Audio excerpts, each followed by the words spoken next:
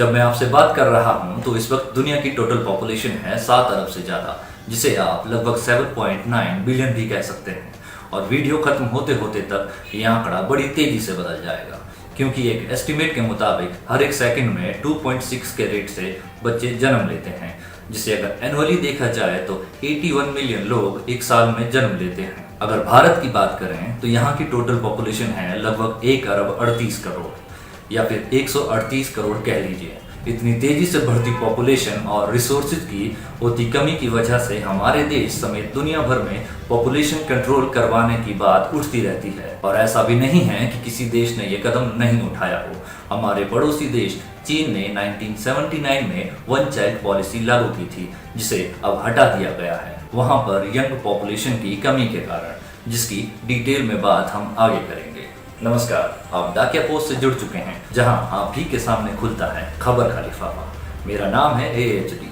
आज इस टॉपिक पर बात करने की वजह है उत्तर प्रदेश की योगी आदित्यनाथ सरकार के द्वारा लाया गया नया पॉपुलेशन कंट्रोल बिल। योगी सरकार के इस बिल को लेकर जहां एक और खूब सारा सपोर्ट मिल रहा है, वहीं बहुत सारे ऐसे लोग भी हैं जो इस बिल का विरोध कर रहे हैं। ये पॉपुलेशन कंट्रोल बिल फिलहाल एक ड्राफ्ट है, जिसे जनता की राय के लिए सरकारी वेबसाइट पर डाला गया है और ओपिनियन देने की लास्ट डेट है 19 जुलाई। अगर ये बिल पास होकर एक्ट बन जाता है तो इसे Uttar Pradesh population control stabilisation and welfare act 2021 कहा जाएगा। देश के हिसाब से उत्तर प्रदेश जनसंख्या में सबसे बड़ा राज्य है। इसके बाद महाराष्ट्र आता है, जिसमें रहने वाले लोगों की संख्या है 11 करोड़ से अधिक। अब ये बिल कहता क्या है और किस तरह लगभग 20 करोड़ की पॉपुलेशन वाले राज्य में पॉपुलेशन कंट्रोल करेगा, ये हम समझ लेते हैं। दरअसल ये ड्राफ्ट बिल 2 या उससे कम बच्चे होने पर इंसेंटिव की बात करता है, और जो कपल एक बच्चा पैदा होने के बाद दूसरा नहीं करते हैं तो उन्हें 2 एडिशनल इंक्रीमेंट मिलेगा। इसके अलावा सिंगल बच्चे को 20 साल की उम्र तक free health care facility, graduation तक फ्री एजुकेशन, अगर सिंगल चाइल्ड लड़की है तो हायर एजुकेशन में स्कॉलरशिप। इसके अलावा सरकारी नौकरी में प्रेफरेंस और इंश्योरेंस कवरेज भी मिलेगा। बिल वॉलेंटरी स्टेरलाइजेशन को रिवॉर्ड के साथ सम्मानित करने की बात करता है। इसके अलावा पॉलीगैमस और पॉलीएंड्रस मैरिजेस में भी एक पर्टिकुलर दिशा निर्देश जारी किए गए हैं। ये बिल 12 महीनों की पैटर्निटी लीव की भी बात करता है। जो इस नियम को फॉलो नहीं करते उन्हें ये बिल लोकल बॉडी इलेक्शंस लड़ने से, गवर्नमेंट जॉब पाने से और किसी भी तरह की सब्सिडी लेने से डिबार्ड करता है, वंचित करता है। इसके अलावा सरकारी नौकरी में प्रमोशन पाने से भी प्रोहिबिट करता है। उत्तर प्रदेश की सरकार के मुताबिक बिल का मकसद स्टेट की पॉपुलेशन को कंट्रोल और स्टेबलाइज करना है, जिससे इक्विटेबल डिस्ट्रीब्यूशन के साथ सस्टेनेबल डेवलपमेंट हो सके।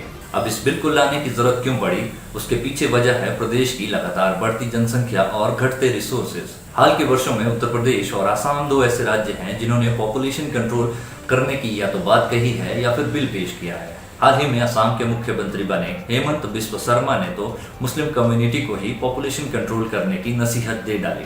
हालांकि असम में 2017 से ही इस तरह की पॉलिसी एग्जिस्ट करती है। ऐसा भी नहीं है कि ये प्रेजेंट गवर्नमेंट का नया पॉपुलेशन कंट्रोल प्रोग्राम कहीं से निकल कर आ गया हो। 1975 से 1977 तक भारत में लगी इमरजेंसी के दौरान संजय गांधी द्वारा कंपल्सरी स्टेरिलाइजेशन प्रोग्राम शुरू किया गया था, जिसमें 1976 से 1977 तक लगभग 8.3 मिलियन स्टेरिलाइजेशन किए गए थे, जिसमें से अधिकतर फोर्सफुल थे। कहा यह जाता है कि ये forceful sterilisation United States, United Nation, World Bank और IMF के कहने पर किए गए थे। सरकारी अधिकारियों और पुलिस द्वारा जबरन पुरुषों को उठवा लिया जाता था और उनका स्टेरिलाइजेशन किया जाता था।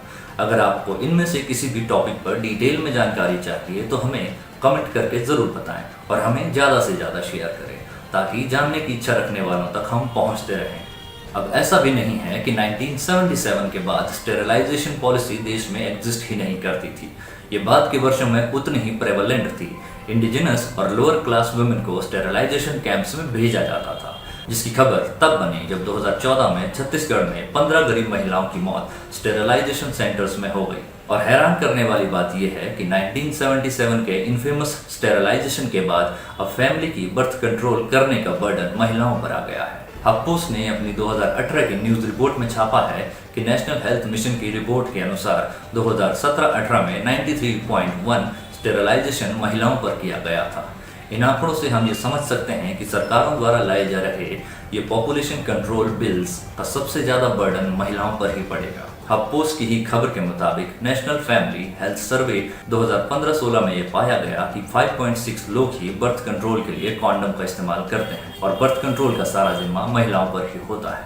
2018 में कॉन्डम बनाने वाली कंपनी ड्यूरेक्स इंडिया ने एक ट्वीट किया था जिसमें उन्होंने ये सवाल उठाया था कि भारत में हो क्या रहा है। 95% इंडियन कॉन्डम्स इस्तेमाल ही नहीं करते हैं।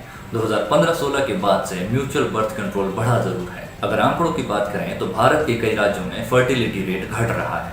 2020 में जारी सरकार के हेल्थ डाटा के अनुसार 22 राज्यों और केंद्र शासित प्रदेशों में से 19 ऐसे हैं जहां एवरेज महिलाएं 2 से कम बच्चों को जन्म दे रही हैं। भारत की गिरती फर्टिलिटी रेट की बात करें तो साल 1992-93 में 3.4% से गिरकर अभी के समय में ये 2.2% पर आ गई है। अब आपकी जानकारी के लिए बता दें कि उत्तर प्रदेश और आसाम ही अकेले ऐसे राज्य नहीं हैं जो 2 चाइल्ड पॉलिसी अडॉप्ट कर रहे हैं। इनसे पहले राजस्थान, मध्य प्रदेश, तेलंगाना, आंध्र प्रदेश, गुजरात, महाराष्ट्र, उत्तराखंड, कर्नाटक और उड़ीसा जैसे तमाम ऐसे राज्य हैं जो पहले से ही 2 चाइल्ड पॉलिसी फॉलो करते हैं। अब ऐसा भी कोई ज़रूरी नहीं है कि आने वाले वक्त में सभी राज्य सरकारें इस तरह के पॉपुलेशन कंट्रोल बिल को इंट्रोड्यूस करेंगी, क्योंकि भाजपा के सपोर्ट से बिहार में बनी सरकार के मुख्यमंत्री नीतीश कुमार इससे बिल्कुल अलग राय रखते हैं। उनके मुताबिक जो राज्य जो करना चाहें करें, लेकिन हमारी राय यह है कि सिर्फ कानून बनाने से जनसंख्या नियंत्रित हो जाएगी, ये संभव नहीं है। ये बात अलग है कि देश में नेशनल चाइल्ड पॉलिसी या फिर पॉपुलेशन कंट्रोल पॉलिसी नहीं है, लेकिन बहुत सारे राज्यों ने इस तरह की पॉलिसी को अपना रखा है। 2020 में सुप्रीम कोर्ट में जनसंख्या कंट्रोल के लिए लगी याचिका के जवाब में केंद्र सरकार सुप्रीम कोर्ट में कह चुकी है कि वो किसी भी तरह के पॉपुलेशन कंट्रोल के कोएर्सिव स्टेप को इंट्रोड्यूस नहीं करेगी। सरकार का मानना है कि इस तरह के चाइनीज मॉडल के स्टेप डेमोग्राफिक डिस्टॉर्शन पैदा करेंगे। चीन का पॉपुलेशन कंट्रोल जो कि उसने 1979 में शुरू किया था, जिसके अकॉर्डिंगली 1 चाइल्ड पर फैमिली ही अलाउड था। इस पॉलिसी ने चीन की तेजी से बढ़ती पॉपुलेशन तो कम कर दी, लेकिन इसके साथ ही वहाँ जवान लोगों की संख्या में भारी गिरावट हो गई, जिसके चलते चाइना ने 2016 में अपनी 1 चाइल्ड पॉलिसी खत्म कर दी। अब वहाँ शादीशुदा कपल 2 बच्चे पैदा कर सकते हैं। ऐसा नहीं है कि पूरी दुनिया के देश एक आवाज में जनसंख्या कम करने की वकालत करते हैं। Iran, south Korea, Singapore, Turkey, Japan, France जैसे देश भी हैं जो अपनी कम पॉपुलेशन से परेशान हैं और अपने नागरिकों को 2 या 2 से ज़्यादा बच्चे पैदा करने के लिए एनकरेज भी करते हैं। उत्तर प्रदेश की सरकार के इस पॉपुलेशन कंट्रोल ड्राफ्ट बिल के खिलाफ इसकी घोषणा के बाद से ही आवाज़ें उठने लग गई। इसके साथ एक तर्क ये दिया जाने लगा कि 2022 में आने वाले चुनावों को ध्यान में रखकर इस तरह का बिल लाया गया है और ये एक धर्म विशेष को टारगेट करता है। इस बिल से ज़्यादा नुकसान SC, ST और OBC का भी होगा। उन्हें सरकारी योजनाओं का लाभ मिलना बंद हो जाएगा। इसके अलावा समाज में भ्रूण हत्या, अनसेफ अबॉर्शन और सेक्स रेशो में भारी कमी देखने को मिलेगी, क्योंकि हम आज भी उस समाज में रहते हैं जहां हमारे चारों ओर बेशक दबी हुई आवाज़ में ही सही लोग लड़के के पैदा होने की इच्छा और भरपूर कोशिश करते हुए दिखते हैं। क्या इस तरह के पॉपुलेशन कंट्रोल बिल लाने के बाद फीमेल फेटिसाइड कानून और कड़े किए जाएंगे? हालांकि आज के दौर की सबसे बड़ी ज़रूरत जनसंख्या कंट्रोल है, लेकिन क्या हमारा समाज इतना मैच्योर हो चुका है कि सिर्फ सोशल मीडिया पर झूठा देश प्रेम ना दिखाकर सही मायनों में इंडिविजुअल लेवल पर देश की बेहतरी के लिए काम कर सके? आज के लिए बस इतना ही। डाकिया पोस्ट में जुड़ने के लिए आपका धन्यवाद। हमने आज शुरुआत की है ताकि कल बेहतर हो सके। नमस्कार।